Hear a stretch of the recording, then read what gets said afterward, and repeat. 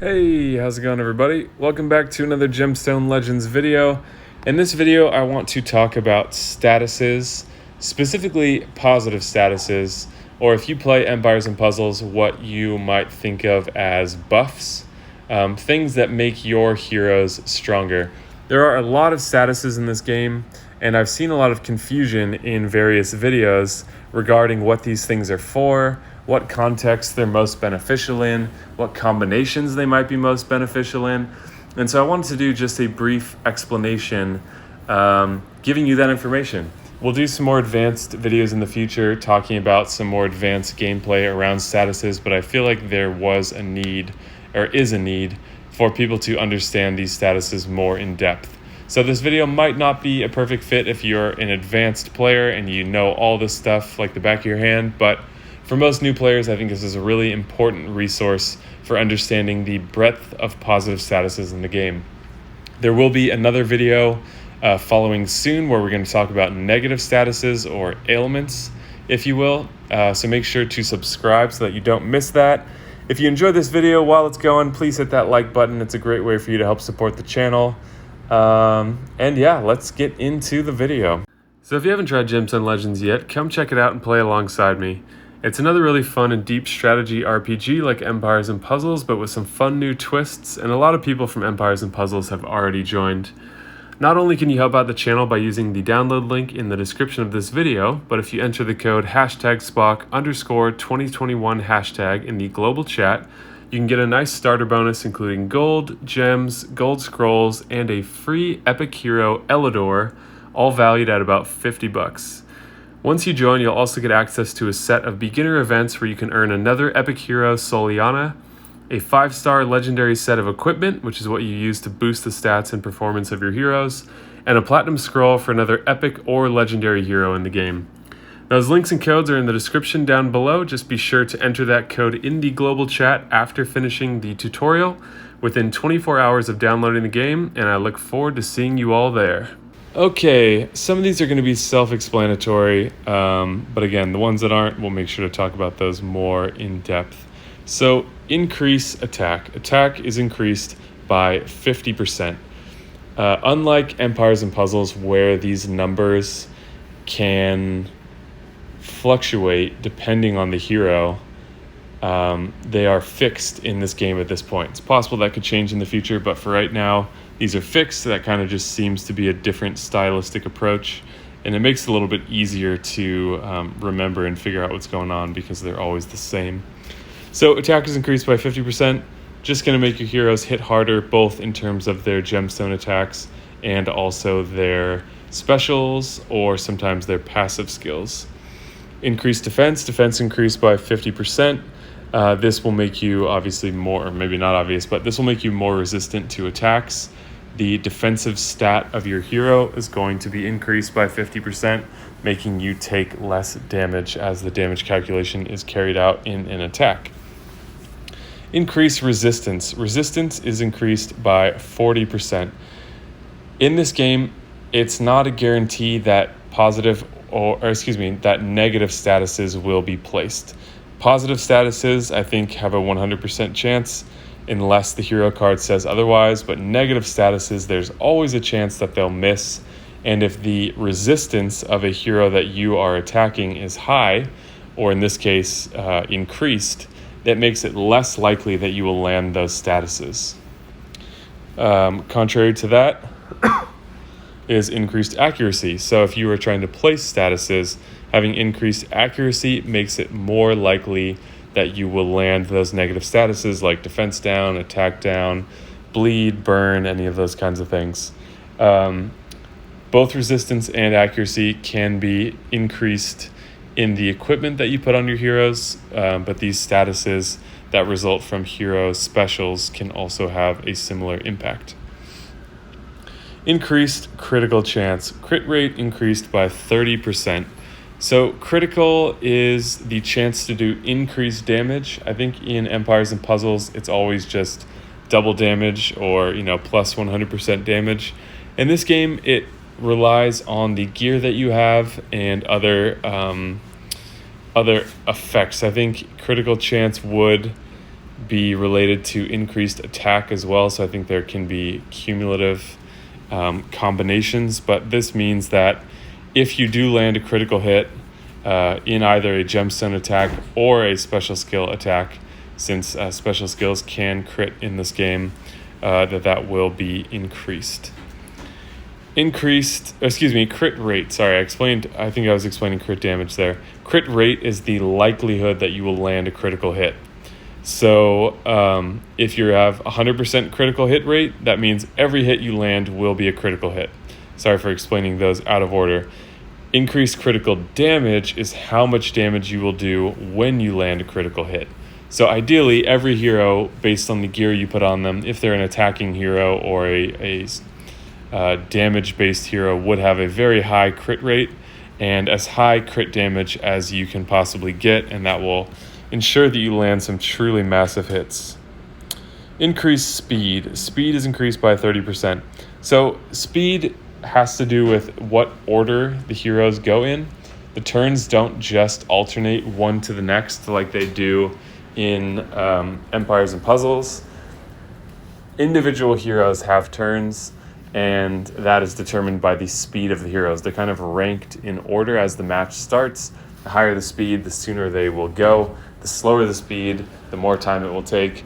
And so keep in mind that all these ones that we've mentioned so far are percentage based. So the higher the stats are when they're starting out, the better or the higher the increase will be when you place one or when you use one of these positive statuses. Okay, Mana Breath. Mana gain is increased by 4. So if you're not from Empires and Puzzles, forgive me for making all the Empires and Puzzles references, but the overwhelming core of my channel is based around Empires and Puzzles, and that's what my channel started as, so that's what type of viewer I'm catering towards.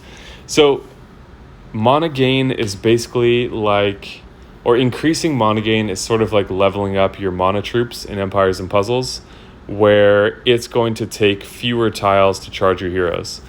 So this one, that's how speed and mana gain are different. So mana gain increased by 4 means that the little thing in the corner of your hero card, like for example, Dobrinka here has a mana gain of 20. So that means on her turn, it's going to take her 5 tiles or gemstones to charge. There are some changes with the latest update where if you are using a mono red team, the mana gain will be reduced a little bit to try to balance things out a little bit more. But that's what mana gain is going to do. So increasing hers by 4 is not going to have any impact, except maybe when she's matching gemstones not on her turn. But the next breakpoint, the breakpoints are basically in not always multiples of 5, but 20 would be a significant one.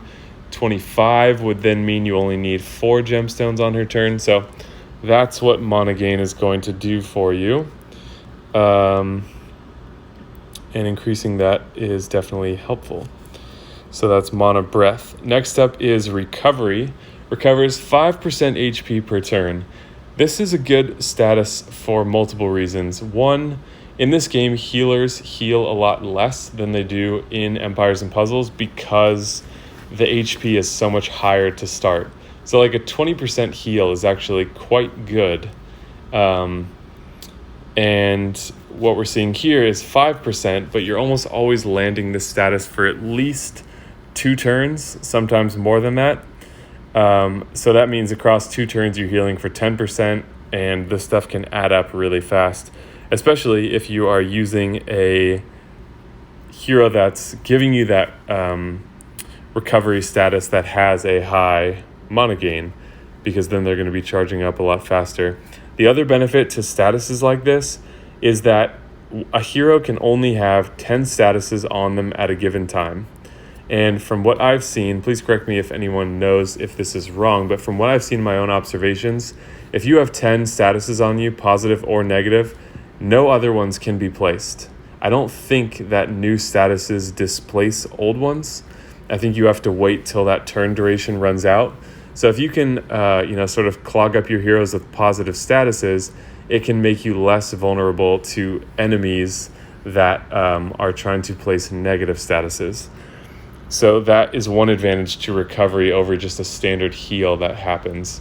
It's filling up some of those status spots. But to have all 10 positive statuses on you, you really need to have a team built around that, but that can be a beneficial thing. Next up is Soul Replenish. Restores 5 mana per turn. So 5 basically would be 5%. And it doesn't seem like a huge amount, but you can stack up these statuses multiple times.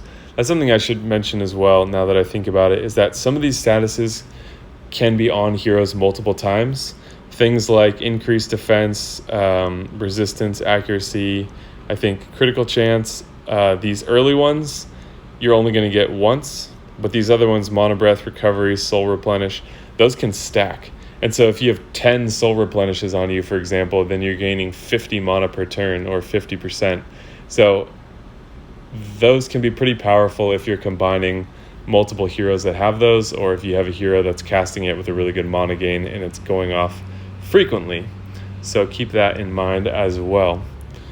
Okay, next up is Taunt. Enemies must attack this character. So Taunt should not be any surprise here, or it should not be unfamiliar to you.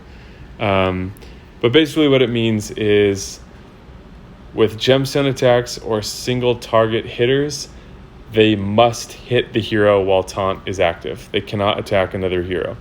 So the way that this Taunt is different from Empires and Puzzles is that AoE attacks, or area of effect attacks, or people who are hitting multiple people, will not only hit the hero with Taunt. They'll still hit everyone if they normally hit everyone. So that right away is weaker, and negative statuses can be placed on other heroes on the team, even with Taunt active. But when you're matching gemstones in this game, you have to select a target, and gemstone attacks only hit one target.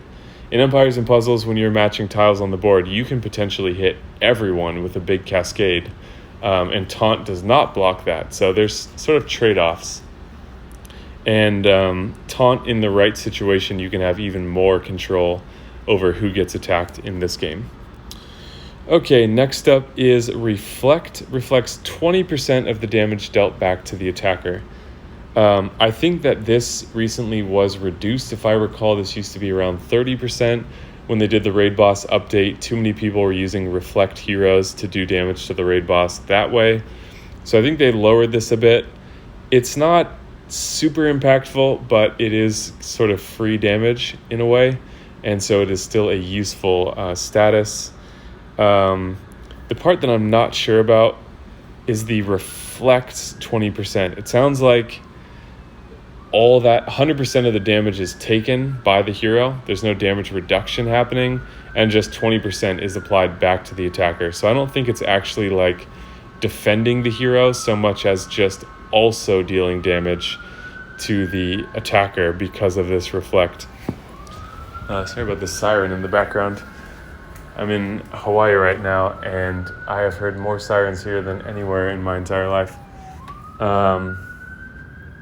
Anyways, next up is Immunity. This is one of the best positive statuses in this game. We're seeing a slight shift in the meta where people are on offensive teams aiming for a bunch of heroes together that create a lot of positive statuses, and using that as a sort of type of immunity against certain teams, where if you can clog up, like I mentioned before, your heroes with a bunch of positive statuses, then you don't have to worry about negative statuses. But at this point, immunity is still very valuable. And what it does is the hero can't be affected by negative statuses. So this blocks any negative status unless this is displaced, or dispelled, as we would say in Empires and Puzzles. What makes immunity so good in this game is that there are no heroes that I know of that will cleanse all the statuses on your heroes. I think the most that I can think of for a team-wide cleanse like that, where you're removing negative statuses from your team, is like 2. And I think some are only 1. I don't know if there are any that remove 3. If you happen to know that, please let me know in the comments. So it is far better to block them from the onset than to try to remove them after they've been placed. So immunity, hugely valuable, especially in a game that has tons of negative statuses. Okay, Invincible. This is one you don't see too often, but it's pretty cool. HP cannot drop below 1. So sometimes you'll see Invincible also with, where'd it go? Provoke, which we'll get to at another time. But basically the hero, while Invincible is active, they can't be killed. Their HP will go down to 1. They'll just keep soaking up all this damage, and they can't die. And so what Provoke does, Provoke is a status that you place, a negative status that you place on your enemy. That means they must attack the hero that placed Provoke on them. So I think Kivan, Kivan, is a hero that, let's see if we can find him real quick. He's a hero that places Provoke and on an enemy and Invincible on himself, and I think he hits everyone. Can't remember which section he's in. There we go. So deals damage to all enemies, 100% chance to inflict Provoke on all enemies for 3 turns, and then here gains Invincibility for a number of turns equal to the number of enemies. This is a typo that I pointed out before. But he places both of those things together, and it's a pretty cool combination. So yeah, that is Invincible. I really hope to see more heroes using Invincible in the future because I think it's a really cool status and could be really good with like Taunt or something like that. That might be too strong of a hero, but that would be a very cool combination. Okay, a few more here. And then we will do a part 2 video talking about the negative statuses so that this video isn't too long. So next up is Color Master. Gemstones matched by this hero always have a color advantage. So in this game, you can do up to 60% more damage based on having the color advantage. And so what this is doing is that anything you match will always have the color advantage. So this is just boosted damage. And so that is always a valuable thing. This can mean that you don't have to be as selective about what tiles you're matching because you don't have to worry about only matching tiles that will give you that color advantage.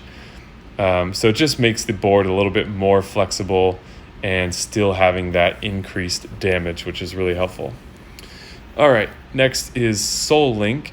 Equally shares damage amongst all heroes with active Soul Link status on the team.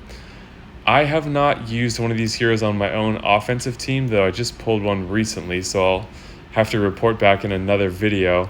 But I'm pretty sure, well, what I've experienced is that I've only ever seen 2 heroes linked together.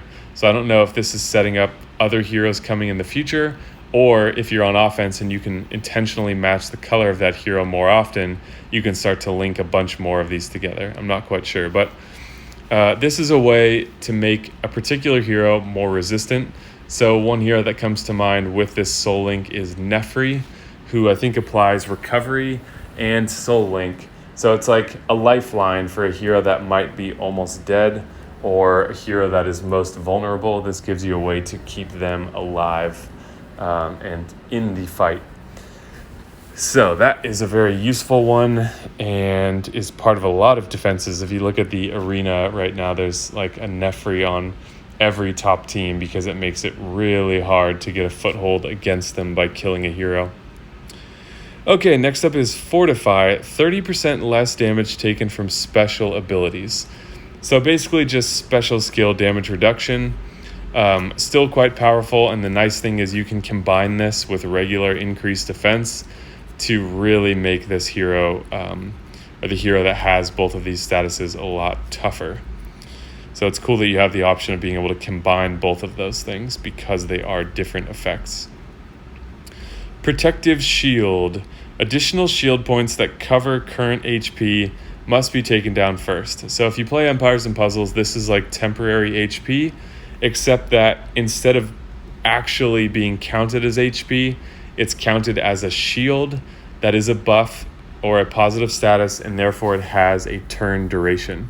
So I think Aurora, you can get her up to 5 turns for her protective shield, which means that after those 5 turns, you will lose the protective shield, but the whole time it's there, it must be depleted before the actual HP of the hero can be touched.